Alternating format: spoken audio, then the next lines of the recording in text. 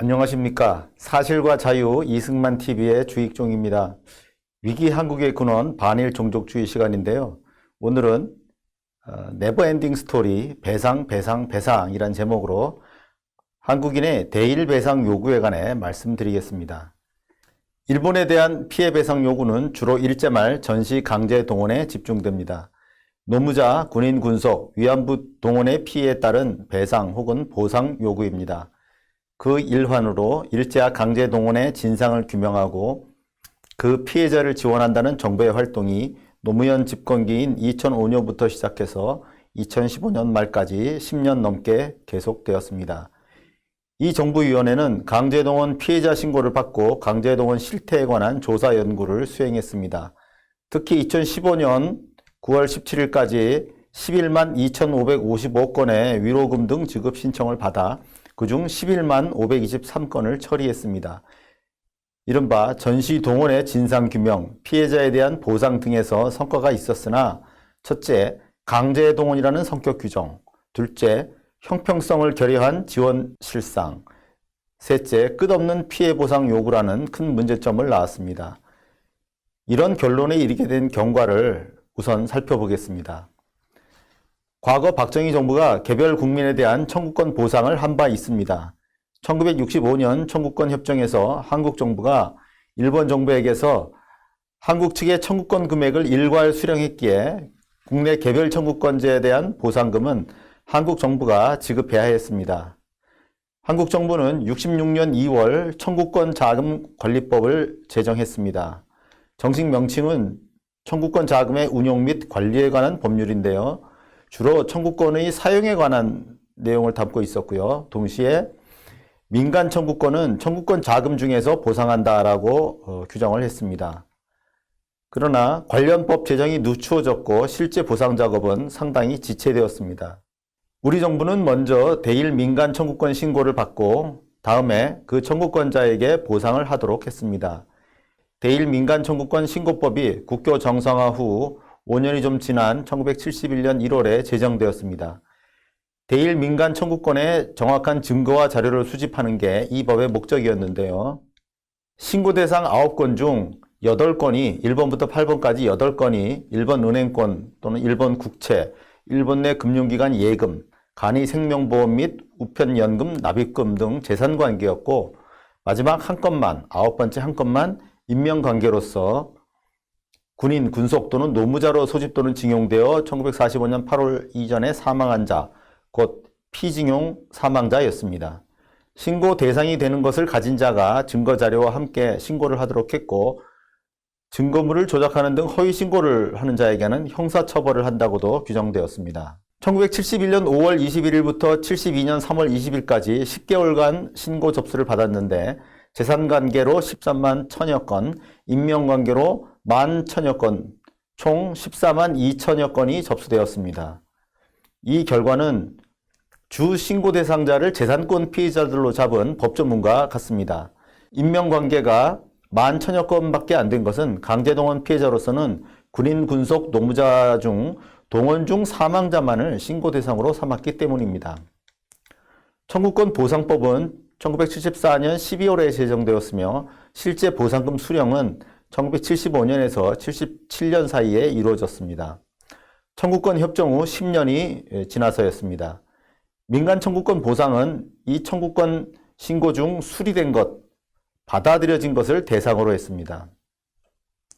재산관계 신고자 약 7만 5천 명에게 66억 2,900만 원이 보상금으로 지급되었고요. 피징용 사망 신고자 11,787명 중 8,910명이 최종 수리되고 그 중에서 8,552명에게 1인당 30만 원씩 도합 25억 6,560만 원이 지급되었습니다. 이 30만 원은 당시 군 복무 중 사망한 사병, 대간첩작전 사망 군경에 대한 보상금 수준에서 따왔습니다. 총 91억 8,769만 원이었습니다. 그림의 왼쪽에서 보시는 바처럼 흔히 피징용 사망자에 대한 지급액 25억 6천만 원은 청구권 무상자금, 그것의 1.8%에 불과했다고 하면서 박정희 정부가 일본에서 받은 청구권 보상금을 떼먹고 국민에게 제대로 지급하지 않았다고 비판하기도 합니다. 이른바 쥐꼬리 보상 운운입니다. 그러나 이른바 청구권 무상자금 3억 달러 전체가 피징용자의 청구권 자금은 아니었습니다. 청구권 교섭 때 한국 측이 피징용 노무자 미수금으로 2억 3,700만 엔을 청구했지만 일본 측은 그중 1억 6천만 엔이 이중 계상되어 7,700만 엔으로 감액해야 한다고 주장한 바 있습니다. 해방 당시에 달러화 대비 엔화 환율을 적용하면 피징용 노무자 미수금 7,700만 엔은 500만 달러를 약간 넘습니다. 이른바 청구권 무상자금 3억 달러의 60분의 1, 1.7%입니다. 이 피징용자 미수금 500만 달러의 1974년의 원화 환산액은 24억 2천만 원으로서 우연히도 피징용 사망자 보상금 25억 6천만 원과 얼추 비슷합니다. 박정희 정부는 청구권 교섭 때 일본이 인정한 노무자 미수금과 같은 금액을 피징용 사망자에게 지급했다고 할 수 있겠는데 물론 피징용자 미수금과 피징용 사망자 보상금은 전혀 다른 범주입니다. 피징용 사망자가 피징용자 미수금을 받아야 할 아무런 근거가 없습니다. 여하튼 1.8% 운운하는 개별 국민이 받아야 할 청구권 보상금을 박정희 정부가 떼먹었다는 주장은 박정희 정부를 흠집내기 위한 엉터리 속설에 불과합니다. 민간 청구권 보상액이 다 합쳐도 91억 8,800만 원으로 무상 3억 달러의 6.3%밖에 안 되는데요. 이것도 역시 박정희 정부가 민간의 돈을 떼먹은 게 아니고 청구권을 가진 여러 금융기관들, 조흥은행, 한국산업은행, 농협, 수협, 금융조합연합회 등에 대해선 보상하지 않기로 한 때문입니다. 그런데 부상자나 행방불명자 같은 피해자가 보상을 받지 못했고요. 그래서 그 문제에 대해서는 계속 비판이 제기되었습니다.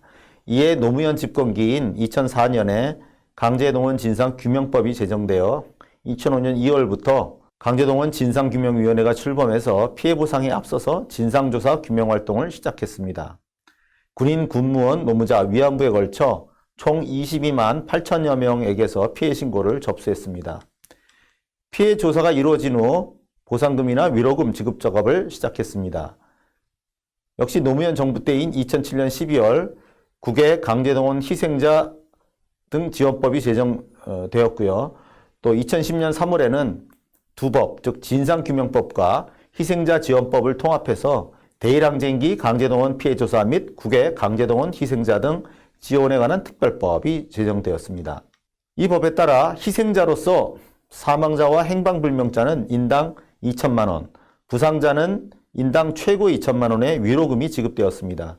1975년부터 77년 사이에 보상금을 받은 사망자에게는 보상금이 나갔던 사망자 유족에게는 234만 원을 공제했습니다. 미수금 1인당 2,000원씩 미수금 지원금을 지급했으며 생존자에 대해서는 의료지원금이 지급되었습니다. 표에서 보시는 바처럼 피해자 지원으로서 총 11만 2천여 건의 지급 신청 중 64.5%인 7만 2,600여 건에 대해서 지급 결정이 내려졌습니다.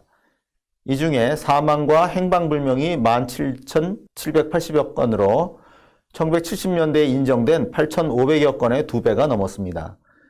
사망자와 행방불명자에 대한 위로금 3,600억 원, 부상장애자 위로금 1,022억 원, 미수금 지원금 522억 원 등 위로금과 지원금 합계로 6,184억 원의 지급 결정이 내려졌습니다.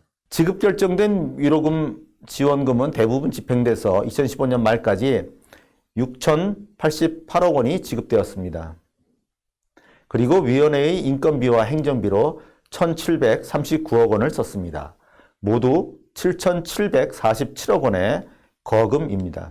조사 작업의 결과 전시동원의 실태가 많이 밝혀졌습니다. 위원회가 직접 혹은 용역을 주어서 조사 연구 작업을 수행한 것도 있었고요.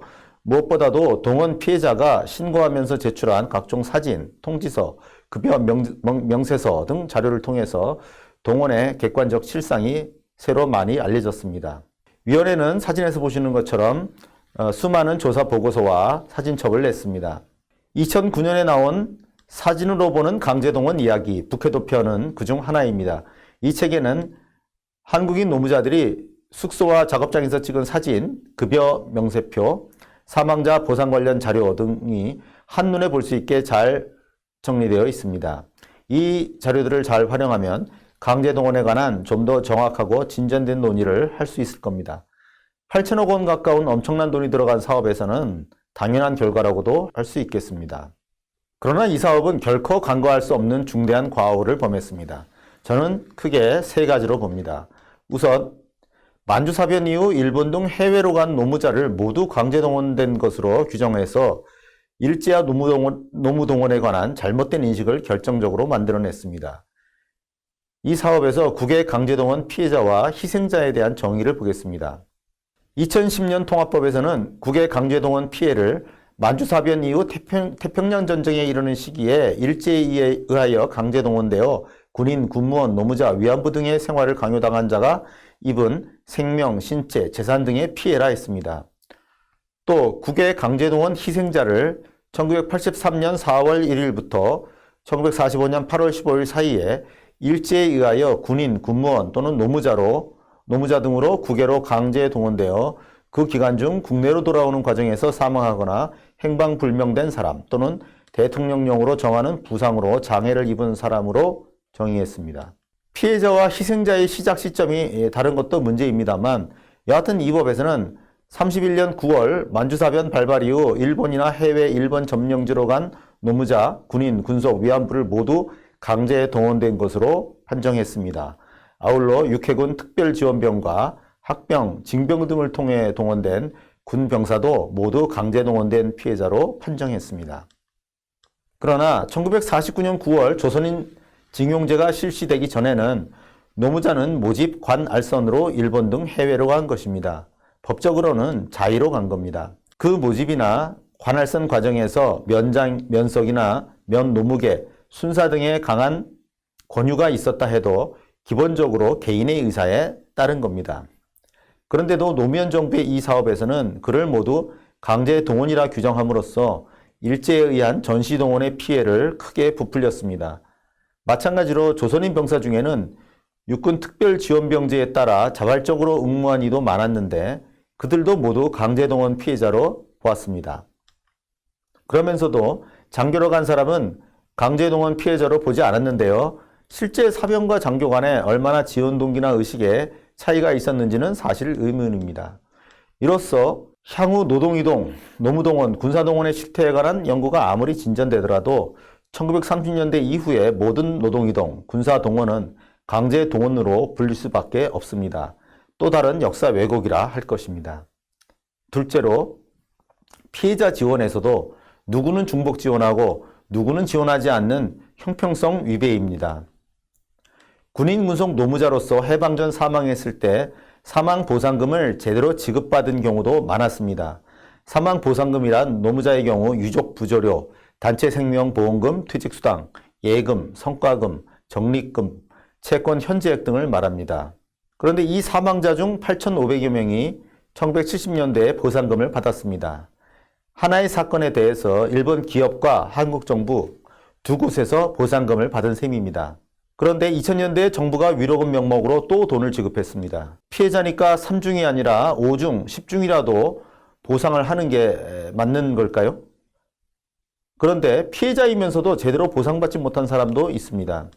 버마 전선에서 오른쪽 팔을 잃은 상위군인 김성수 씨의 예가 그러합니다. 그는 상위군인 김성수의 전쟁이라는 책을 썼는데요. 그 책에서 자신의 이야기를 펼쳐 놓았습니다.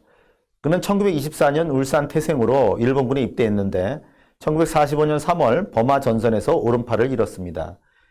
귀국 후에 사업이 잘 돼서 생활에 지장이 없었으나 노년에 들어 사업도 실패해서 생활이 어려워졌다 합니다.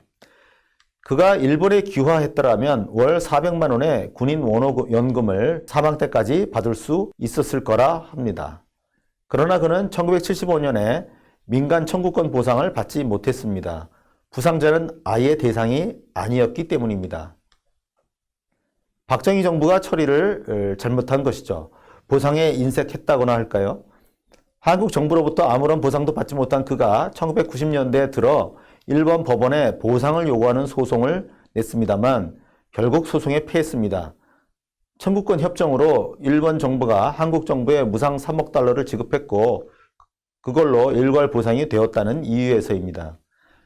박정희 정부는 일본 군인으로 참전해서 부상을 입은 김성수 씨와 같은 이의 보상금을 일본 정부에서 받고도 그에게 제대로 보상하지 않은 것입니다. 국가의 보상 원칙은 분명해야 합니다. 한국 현대사에서 국가적 대사건으로 피해를 입은 사람이 한둘이 아닌데 같은 일본 전시 동원자 중 누구는 3중으로 보상을 받고 어떤 이는 제대로 보상을 받지 못하며 또 6.25 전사자나 그 후 대간첩작전 전사자는 한 번만 보상을 받는다면 형평성에 크게 위배되지 않겠습니까? 한마디로 국가 원호 체계가 엉망이 되었다고 할 수밖에 없습니다. 세 번째 문제점으로 이제 새로운 피해 보상 요구가 나옵니다. 일본에 간 노무자 중 무사히 돌아온 사람, 생환자는 노무현 정부 때 비로소 의료비 부조를 받게 된 것 외에는 아무런 보상을 받지 못했습니다. 이들은 나는 왜 안 주나 하고 불만을 갖게 되겠지요. 이들 중 일부는 일본 기업의 강제 동원에 따른 피해 보상을 요구하는 소송을 일본 법원에 냈다가 기각 또는 각하되었고요. 그러니 다시 한국 법원에 소송을 제기합니다. 그리고 2012년과 작년 2018년 한국 대법원은 노무자 중 무사 생환자에 대해서도 정신적 피해의 위자료 지급 판결을 내립니다. 생환 노무자는 그동안 자신의 피해를 보상받을 기회가 없었으나 이번 대법원 판결로 그 기회를 얻은 것입니다. 대법원은 청구권 협정에도 불구하고 개인의 대일 청구권이 소멸하지 않았다고 보았습니다. 이제 사망자, 부상자, 생환자 할 것 없이 모두 위자료 청구권을 갖게 되었습니다. 이번에는 생환자가 위자료를 청구한 것이지만 사망자 유족이 위자료를 청구하면 어떻게 해야 하겠습니까? 한국 정부가 지급한 사망자 위로금이 2천만 원인데 이번 생환자의 위자료 판결액은 1억 원입니다. 이번에는 사망자 유족이 불만을 품을 겁니다. 사망자 유족은 위자료로 몇억 원씩은 받아야 하지 않겠습니까? 사망 행방불명자로 인정된 2만 가까운 이의 유족이 모두 소송을 제기하고 5억 원씩 지급하라는 판결이 나온다면 10조 원입니다. 그 외에 부상장애자, 미수금 및 의료지원금 수급자 등 위원회의 피해자로 인정된 이들을 더하면 모두 7만 2천여 명인데 이들에게 평균 2억 원씩 지급 판결이 내려져도 14조 원입니다. 이들이 모두 일본 기업을 상대로 개별 소송을 벌이면 대한민국은 이 소송으로 날이 새고 날이 저물 겁니다. 위자료는 일본 기업을 상대로 청구할 것이지만 해방 전 한국인 노동자를 쓴 일본 기업이 현재 모두 존속하는 게 아니므로 누구는 위자료를 청구할 수 있고 누구는 청구할 수 없다는 형평성의 문제가 생깁니다. 또 이번 대법원 판결에 따라 실제 일본 기업의 재산 압류가 시작되었지요. 그런데 이게 정부 차원 협상에서 해결될 전망은 희박합니다. 그러면 향후 한일 관계는 극단적으로 악화될 수도 있고요. 심지어는 국교 단절 위기가 올 수도 있습니다. 친한 이웃이 한 나라도 없게 되는 겁니다. 이래서 한국이 생존할 수 있겠습니까? 이런 식으로 이른바 강제동원 피해에 대한 배상 요구는 영구히 끝나지 않을 것입니다. 일본은 죄악을 저질렀으니 무엇이든지 요구해도 된다는 게 현재의 국민 정서입니다만 이는 반일 종족주의에 따른 결과일 뿐입니다. 6.25 전쟁으로 남한에서만 100만 명이 죽게 하고 100만 명이 부상을 입게 한 북한에 대해 단 1원이라도 배상, 보상을 요구했습니까? 일본에 대해선 끝까지 배상을 요구하면서 훨씬 더 큰 피해를 입힌 북한에 대해선 아무 소리 못하는 게 정상입니까? 이래서 되겠습니까?